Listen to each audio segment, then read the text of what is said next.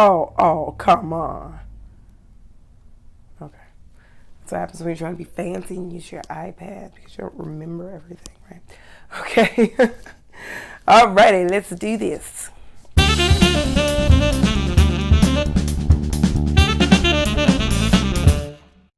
Hello everyone and welcome to my channel. Thanks so much for tuning in. Now, before I move any further and I move into this week's topic, you already know what I'm going to do. If you like this video, please be sure to click a like. And if you haven't already done so, what are you waiting for? Please subscribe to my channel. If you are interested in reading the blog for this particular video, hello everyone, there has been a name change. You can now find my blog at xhenleyspennies.blogspot.com. Again, that is xhenleys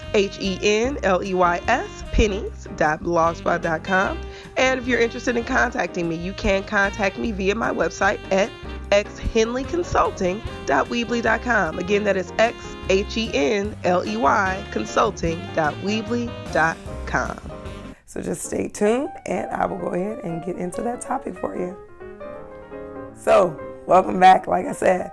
Now, I did have a previous video just kind of talking about all these things that have been happening in my life.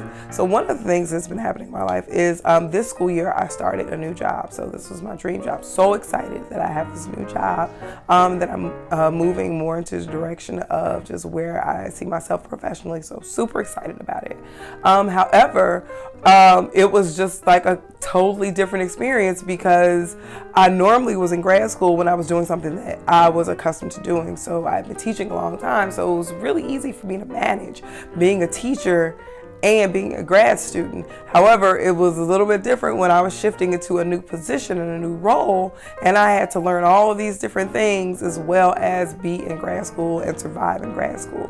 So what I'm going to do is I'm going to give you a few tips to just help you survive, figure out how to survive that new job, that learning curve, and being in grad school at the same time.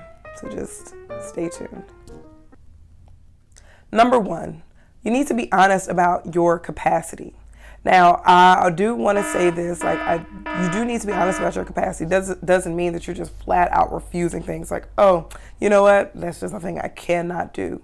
But you need to be honest about how many things you can actually take on, because it's really easy to say, yes, I'll do that. Yes, I'll do that. Okay, I can get that done tomorrow, when you may need an extra couple of days to get it done. So you just need to be honest about your capacity, what it is that you can actually get done. Because yes, people know you're starting a new job, that you're learning, you have a learning curve, and that's okay. But you have to be honest with yourself and everyone else about what it is that you can and cannot do, so that you can be successful and you can just continue having those wins, so that you can build everything up, so that you have those big wins by the end of your school year or the end of your quarter. Number two, ask for help. It's okay to ask for help. Now, I'm not saying every time you get a task, it's like, well, how do I do this? How do I do that? But sometimes there are going to be things that you just don't understand, things that you don't know how to do.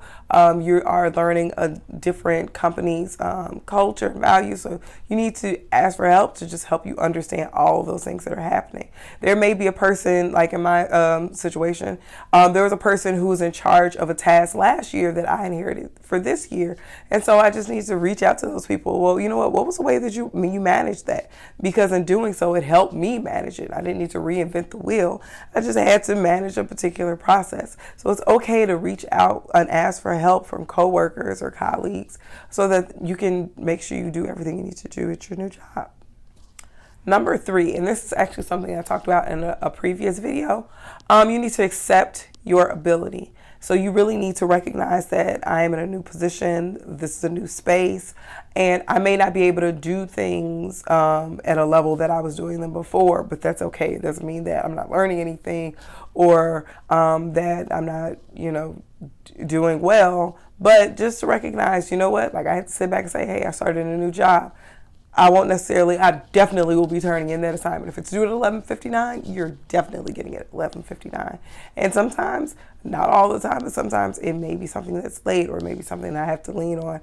So it's not necessarily that it's perfect, but you just have to accept that you are a human being and you're kind of moving through things. Things won't be perfect.